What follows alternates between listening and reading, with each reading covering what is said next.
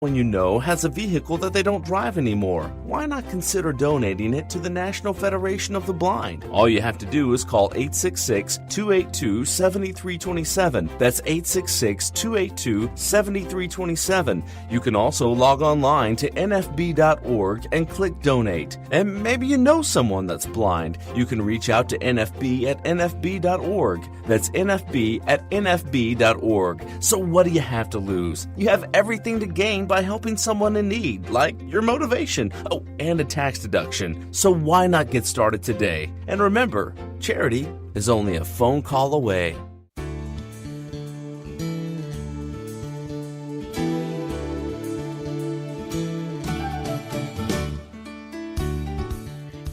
And welcome back to more right here on Herbally Yours, right here on WHPC. We're so happy to be with you, and we're here with our guest, Christopher Vasey, naturopathic doctor. We're talking about his book, Natural Antibiotics and Antivirals, and I'd love to invite you to join us in person. Go to naturalnurse.com calendar, and you can come to our many on-ground events. We had about 300 people with us last week, which was at Long Island Post. There was a big conference called the Long Island Food Coalition, and I know many of you joined us because some of you listeners from WHPC came up and said hello to me.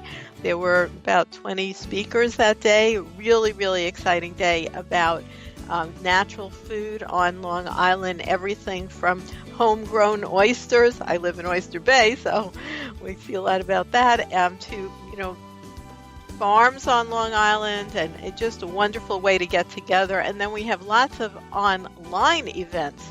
We have one coming up in a couple days on herbs for the heart. So if you ever wondered what herbs you can use for your heart, you can actually join us online for that webinar, or you can listen to it later if you're not available when it's actually being done live. So check out naturalnurse.com calendar. We often also teach people how to become professional herbalists. So we have a full curriculum about that, and you can get in touch if you'd like more information. So Dr. Vasey, thank you so much for joining us today to discuss natural antibiotics and antivirals. You gave a great background about things like looking at the whole person rather than just the infection they may have, dealing with the terrain where you might do detoxification and healthy living to upgrade the health of the overall body. Now let's go into some of the very specific and best, both herbs and essential oils that you would recommend. Yes, well, the natural antibiotics can be taken in different forms. They are all plants. They can be dried leaves of different plants, which are then prepared in the form of a tea. Like if someone wants to prevent catching the flu, he could drink thyme infusions every day, and the antibiotic substance in the leaves will go in the water and in his body and would help fight against the infection. It is also possible to use mother tinctures, that is, the plants are put into alcohol, and then the person takes a certain number of drops. For example, a very well-known plant is bearberry, which is used against infection in the urinary tract, for cystitis. And so if wait a second, let's describe that a little bit more. If you're talking about thyme, are you saying someone has to have a fresh thyme plant, go out and pick it and put the little teeny thyme leaves in a cup and add boiling hot water and then strain it? I mean, how else could they use thyme oil, let's say? Well, they could use it differently because you've talked about fresh thyme from the garden. But in the middle of winter, it would be under the snow probably. Well, here in Switzerland, especially in Switzerland, yes, it would. Yeah. That's why people cut thyme and make it dry, and then they can take the dry leaves and put it into water to make an infusion. Okay, and since those leaves are very tiny, now what about, let's say, purchasing at a health food store something like a Yes. thyme extract or thyme tea bags, so it's easy to use and just add hot water, because they're so little that I find with thyme you actually do have to filter it if you use the plant fresh or dried, because otherwise it has little particles in the water. So you Yeah. could strain it after warming it. Of course, yeah, of course. And of course, you can have your own thyme in the garden, but for those who do not have a garden, they can buy thyme, dried thyme or whatever in a health food shop. Or one can also use essential oils. That is a special preparation in which the oil which is in the plants is extracted by a special process, and then you can buy small bottles of this essential oil. And I must say here that it is something which is very concentrated, because one needs 100 kilo of thyme in order to get 200 gram of essential oil. 200 gram will fit in a glass, a small glass for drinking. It is very concentrated and strong.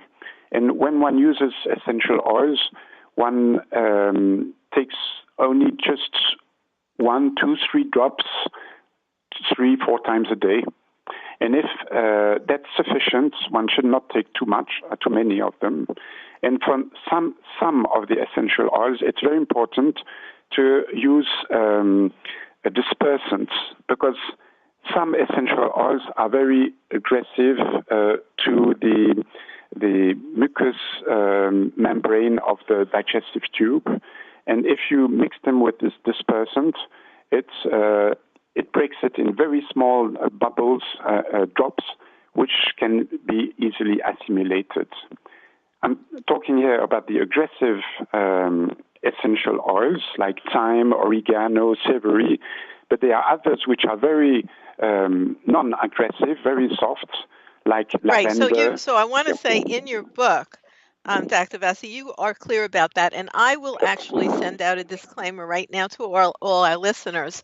If you're going to try natural antibiotics and essential oils, particularly if you're thinking of using them internally, I would not start with thyme as the first one, because as Dr. Vasey is saying, it can be very caustic, and some people have an allergic reaction to it. It actually can cause like a burn on the skin, or if you take it internally, and it has thymol, and carvacrol, which are potentially toxic, although of course when used appropriately they're a strong antibiotic. So that might not be the first one you want to try. So what would be one of the ones like for a beginner to investigate, do you think, Dr. Vasey? For beginners, I would suggest that they start with lavender. Lavender is very soft. It's not caustic. It can be rubbed on the skin or taken internally with water or whatever, and it will never be aggressive. That's the best way to start. And there's another plant which is very in the same kind, very non-aggressive, and that is Echinacea, which is a very powerful antiviral. And that's a point I want to make, is that antiviral remedies, doctors do not have many because they haven't found any or produced any. There are just a few of them. But many natural antibiotics have antiviral properties. And that's really good to know, because many illnesses are caused by virals, and the conventional antibiotics cannot kill viruses. Well, to summarize, natural antibiotics are usually also antivirals. And one of them, which is very powerful, is Echinacea. And it can What be is used. that? What herb are you saying there, Saha? That it is spelled Ravintara.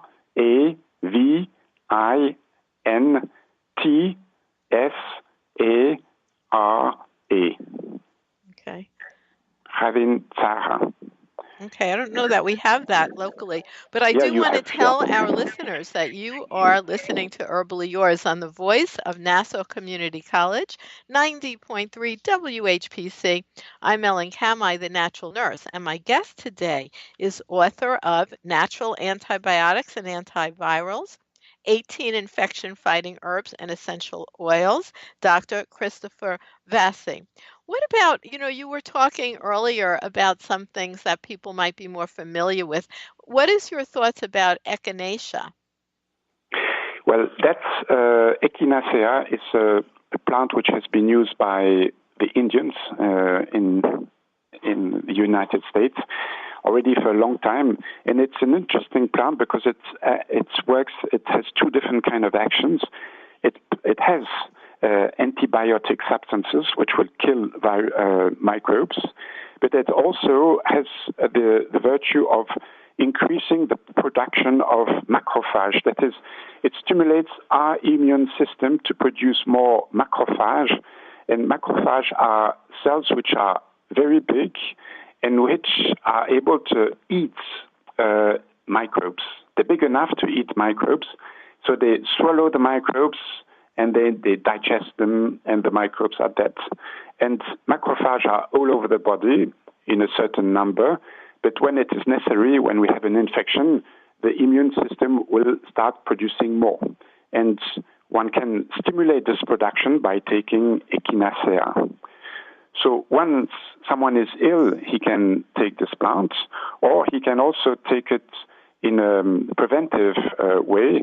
That is, when the cold and winter season comes, he can take, for example, 5 or 6 times a day, 20 drops.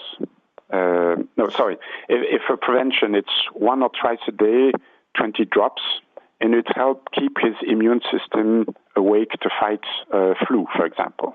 That's such a good example, Dr. Vasey, because where we talked about before thyme oil, you were very specific about using a few leaves in a tea or literally 1 or 2 drops to start off with.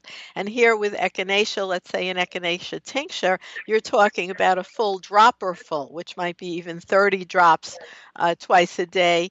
Ongoingly. And then if you find that you are coming down with something, you can up that a lot. Yeah. I mean, I'll have people do that like every hour that they're up all day for about 3 days.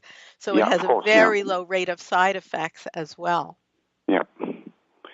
Yeah, the dosage change when that's prevention or when the illness is there, when it's at the beginning, one has to increase and adapt to the situation. Yes, that's why it's great to speak with someone who is a trained herbalist, so you get the right herb and the right dosing and the right timing for you, which might be different. Some things are good for children. Some things you can't use when you're pregnant. Some things are better for older people. So all of that is part of it. But overall, what would your analysis be in terms of the possible adverse effects of herbs versus pharmaceuticals? And unfortunately, we're just about out of time, so you can have that as your ending statement. Well, one thing is that with natural antibiotics, it doesn't kill the germs of the intestinal flora. That is the problem with the conventional antibiotics. They destroy the germs, and among these germs which form the intestinal flora. That is so true. And I want to thank you so much for being our guest today. And thank you, listeners, for tuning into Herbally Yours, produced in the studios of 90.3 WHPC, Nassau Community College, Garden City, New York. Our guest today was Dr. Christopher Vasey, naturopathic doctor, talking about his book, Natural Antibiotics. For further information, email us at whpc@ncc.edu.